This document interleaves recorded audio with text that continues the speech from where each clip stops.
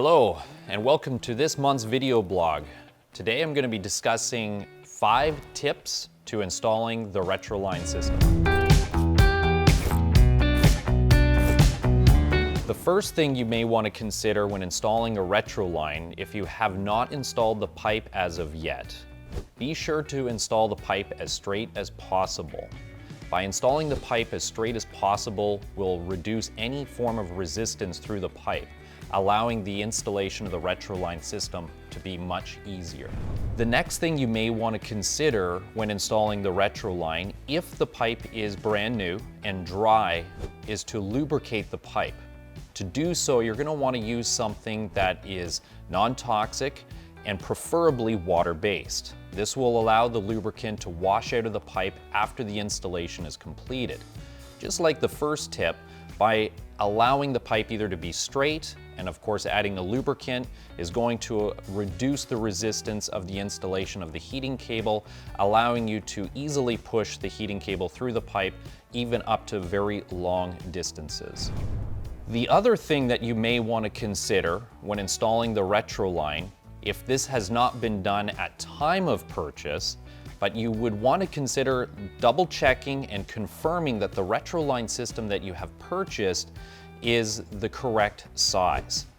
If you install the Retroline and find out that the Retroline system you had ordered is the wrong size, you're actually going to have to remove the Retroline and repeat the whole procedure over again.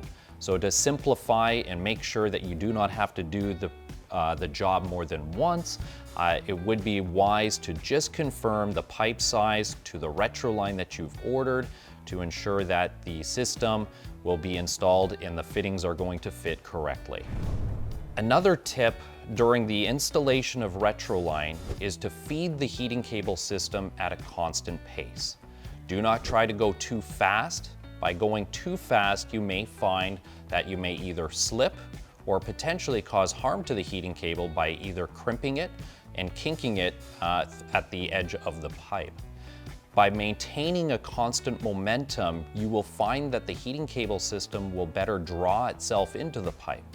If at any point in time you stop and you find that there's too much resistance to get it going again, just simply back the heating cable out of the pipe by putting it back onto its reel and then retrying the installation once again.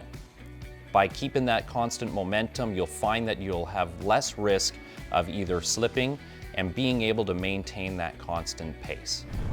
The final tip for installing the Retroline is to have clean rags on hand. If the pipe was already installed and you were using a jet pump or a submersible pump system and the pipe was primed with water, as you insert the Retroline into the pipe, water is going to displace. It is wise just to have these rags available to you to ensure that you can clean up any water as it comes out of the pipe, at the same time also ensuring that your hands are clean and dry during installation. We hope you have found this video blog helpful. We will continue to release a video blog monthly, and be sure to sign up to our social media pages. Thank you for watching.